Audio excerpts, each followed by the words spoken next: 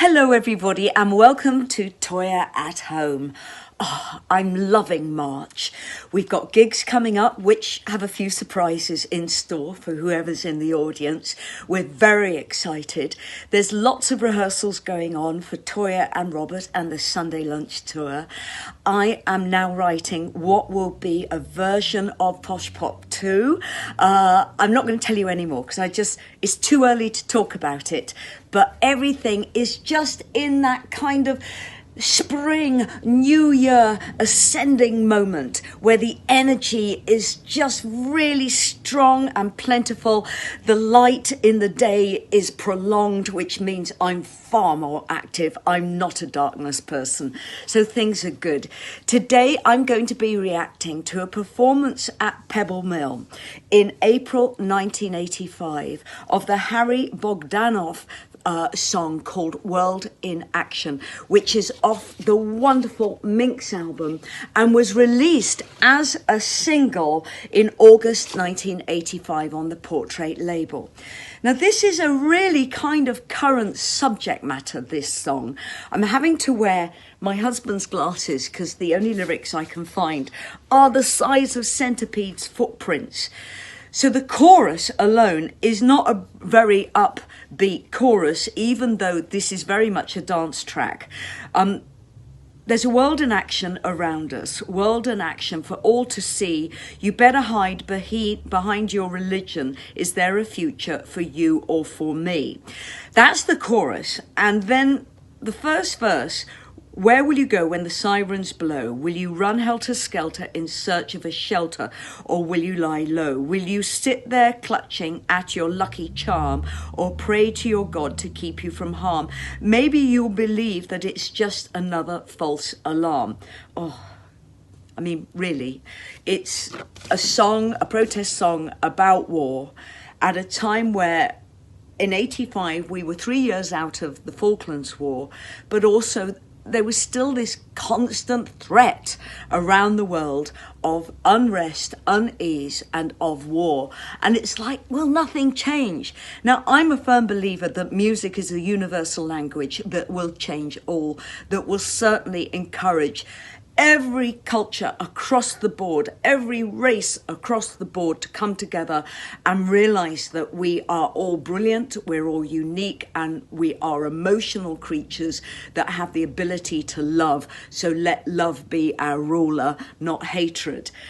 This is a very powerful song by Harry Bogdanov, but it also is very wisely chosen by Christopher Neal and myself because it slots into historically things that I have always written about: conflict, the danger of conflict, finding love within conflict, loving your brother, loving your sister, loving the other. It's a very powerful song. So this is what I am reacting to today, and this is the most wonderful performance at Pebble Mill at 1, which, if you never saw it, it was a very powerful program at a time where there was getting less and less music happening on TV.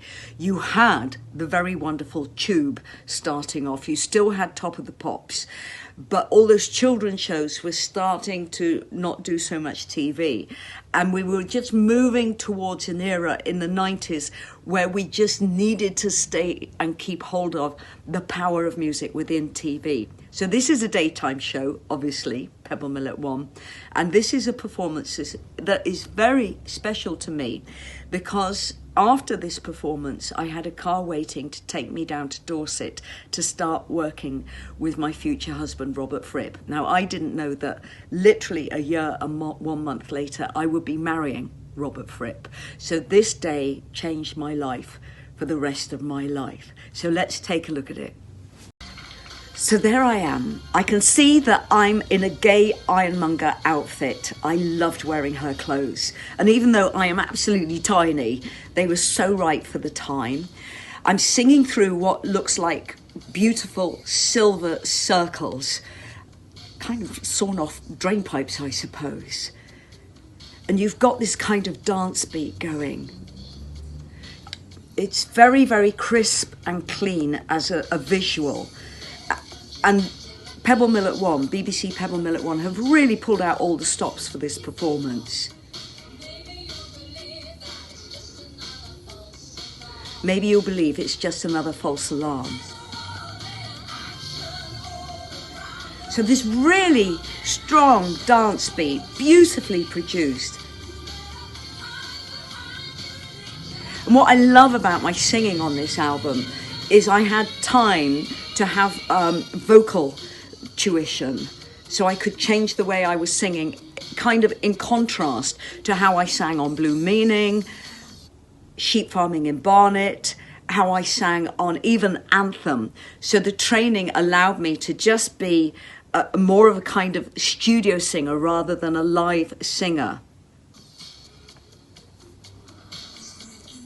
And also there's a stillness that I found where I could just perform the song to the camera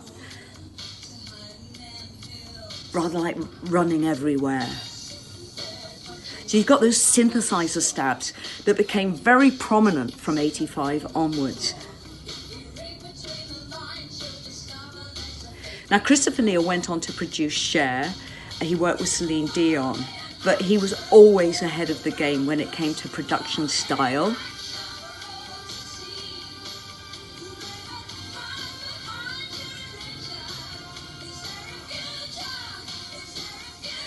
So technically it's a piece of songwriting. What is brilliant about this is everything is about ascending crescendos. So the end of the lines ascend to the message, and the stabbing of the keyboards and all the brass is on keyboards, but it's all about ascending up to a building emotion. And then it comes right down in the verses to build the drama again so the chorus can build. Now, this isn't necessary these days in writing. You can actually start a song with what is the bridge line these days, because people are chopping and cutting and writing songs through a cutting technique mainly these days, unless you are an actual musician. But the technique that Harry Bogdanov has used in this is just these beautiful builds, which I think is why 80s music is so powerful and it has remained so relevant today. You get punchlines at the end of the chorus, and then you get the repetition of a chorus. I don't think this song has a key change.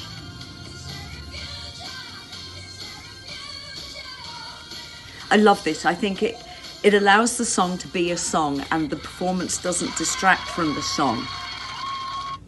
I just want to find Robert because I want to tell Robert something. Robert? Hello, lovey. I'm in the salon. All right, here I come. It's a bit of a cramped picture. You'll get in this side. Good, here I come. So you've never seen this. Do you know the significance of this? Other than this is a beautiful woman who stole my heart, that's significant to me. This is World in Action, filmed at Pebble Mill, April 1985. Do you know where I went immediately after filming this? Did you come to see me? Yeah, for the first time. Oh, lovely. To work on Lady or the Tiger. Oh, wow. I didn't know that. So really, this is the day that changed both our futures forever. It certainly changed mine, lovey. So, and that was the most extraordinary week working with you at Sandown in Bournemouth? Yes, Parkston. Parkston, okay. Yes, at Arnie's shack. Oh, lovely.